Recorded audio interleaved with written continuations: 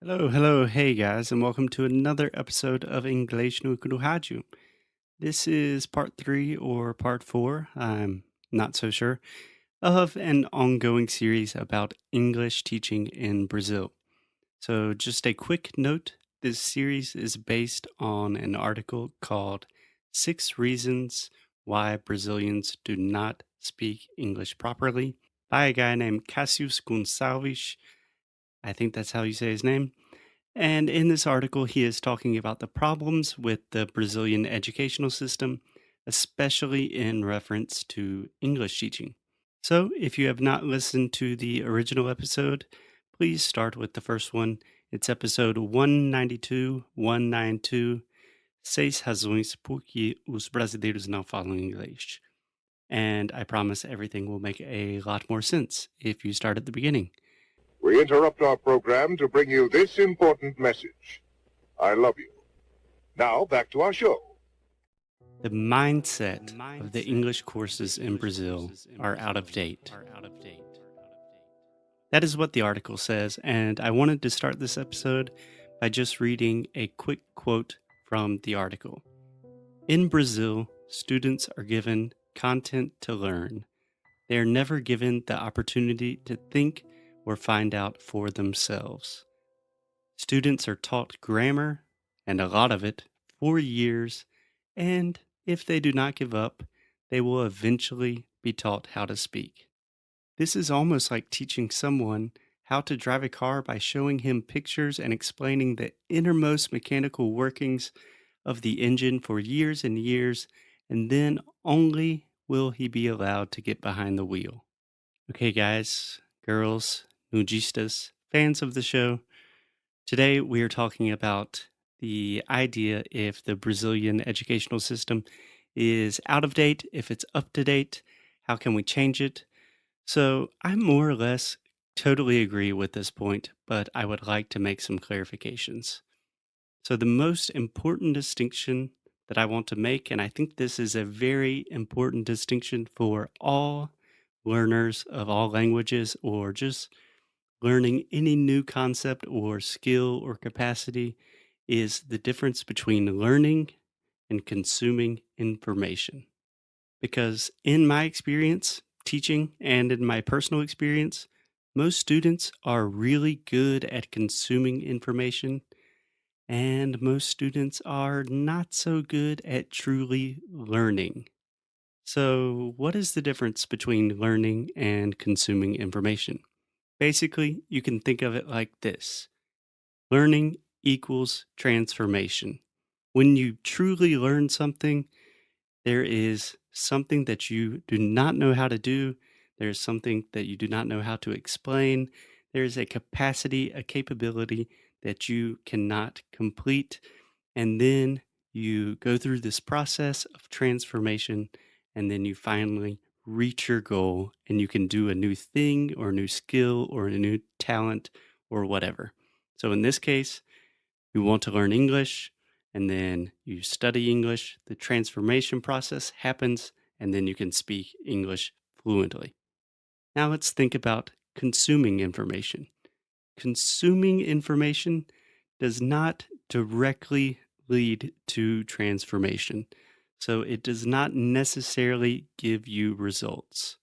So in the article, the author gives the analogy of learning about the inner mechanical engineering of a car, but I think an easier example is riding a bike. Think about, how do you learn to ride a bike?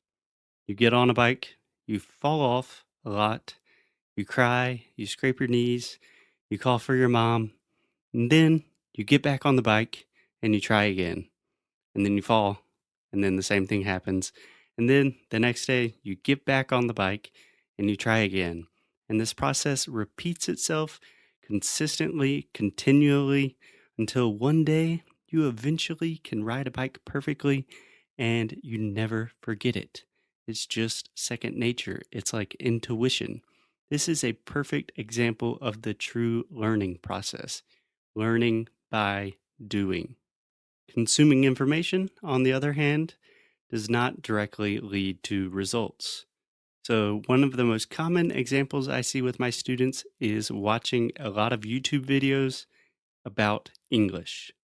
Just a quick note, I have no problem with YouTubers.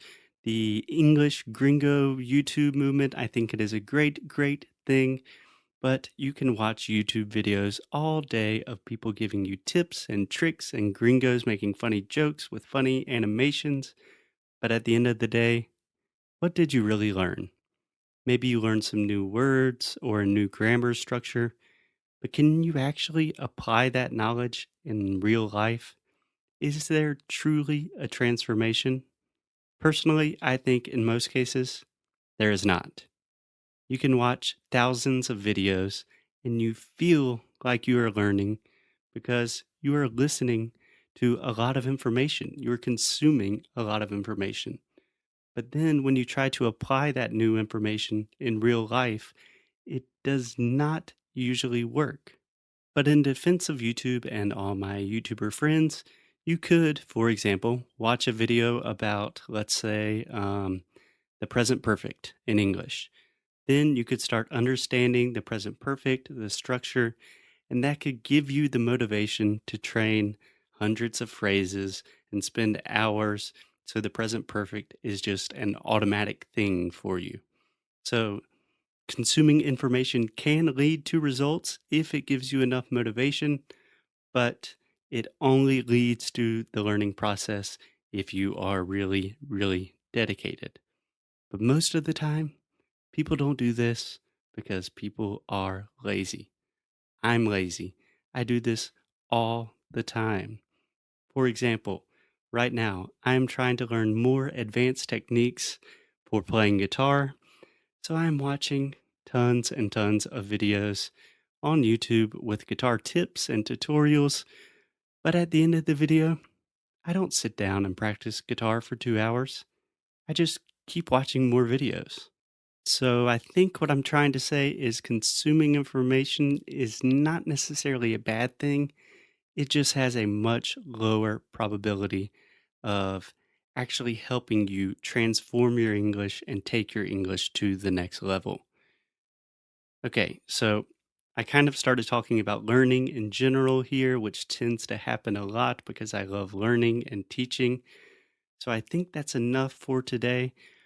Tomorrow, we will continue talking about the idea of the Brazilian mindset and if it is up to date, if it is out to date, how we can improve it.